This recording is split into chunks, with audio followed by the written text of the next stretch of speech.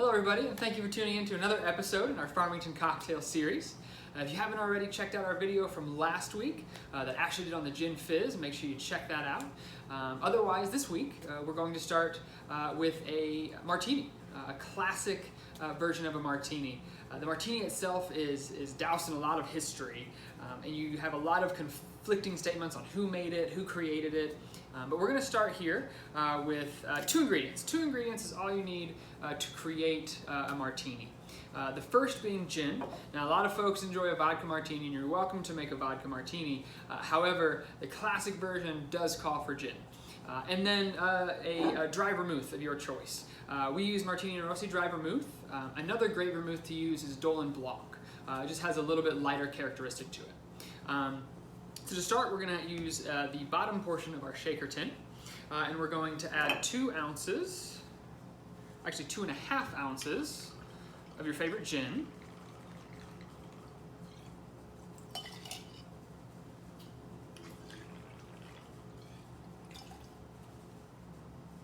Then we're going to use 1/2 ounce of dry vermouth.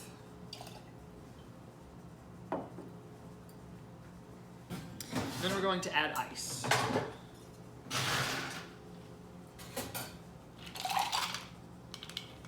Once you have ice in there, you're going to stir. Now, you can get a martini shaken or stirred, either way. A lot of folks, especially when they're ordering a gin martini, prefer it to be stirred. The reason being is it said that it bruises the gin. However, I think that it really is just a matter of controlling the dilution of the cocktail. Now, dilution is not a bad thing. You still want to be able to taste the liquor, but you don't want that overwhelming alcohol because this is a very alcohol-forward type of cocktail. So once you give it a good stir and it's cold to the touch, you're going to take your strainer, take a chilled martini glass, and strain it in there. Now, if we were to have shaken this cocktail, it would be very cloudy. So it would have a little cloudy, and you get some ice chips on the top. Now, if I'm ordering a vodka martini, I prefer it shaken. If I'm ordering a gin martini, I prefer it stirred. That way I can still get a lot of the botanicals and things that gin has naturally. Now, to garnish your martini, you have a few different options. Now, the classic version, of course, has the olives.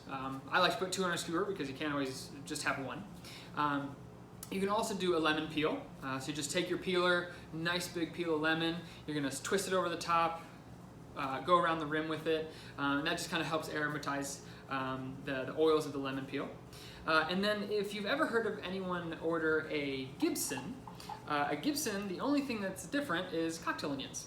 So you're going to garnish it with a couple of cocktail onions, which you can pick up at your local grocery store. So now that you have your Gibson, let's talk about some other variations of the cocktail that we can make. One of my absolute favorites is known as the gimlet.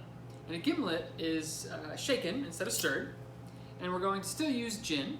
I know we talked about not shaking the gin, but this particular rendition calls for it to be shaken. And you can also use vodka in this preparation as well. We're going to start with 2 ounces of your favorite gin, and this time we're going to use both sides of our shaker tin. And then you're going to take 3/4 of an ounce of freshly squeezed lime juice, 3/4 of an ounce of that simple syrup we made. Just remember that's equal parts hot water and sugar. White sugar is perfectly fine. You're just going to let that dissolve. And then we're going to add our ice.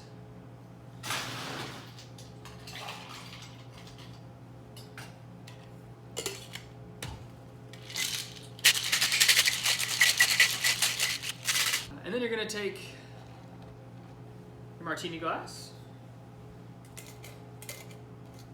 strain this right on top.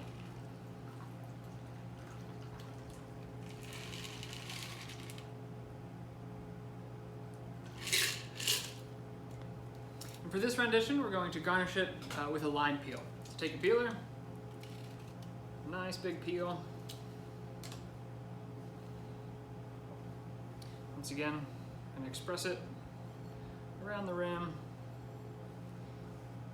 and drop it in. And there is your gimlet. Now, whenever you order a martini, the server's going to ask you a lot of questions. First, they're going to ask you whether you want vodka or gin, and it's always great if you're able to tell them a particular brand that you prefer, like Hendrick's, Plymouth, or even Beefeater. They're also going to ask if you like it up or on the rocks, so whether you want it up, elevated above the table in a martini, or on the rocks in a rocks glass. And then they're probably going to ask you your preferred garnish, whether you prefer the lemon, the olives, or the cocktail onions. If you ever need a recommendation, please feel free to ask your server or your bartender. I'm sure they have a preferred way to make the martini as well. But this is just a few tips and tricks whenever you're ordering a martini that can help you in the future. But I want to thank you all for tuning in to this episode of our Farmington cocktail series. If you decide to make one of these at home, please feel free to post it on social media, Instagram or Facebook, and just hashtag FCC Wine Society. Let us see what you can do. But please enjoy, and cheers.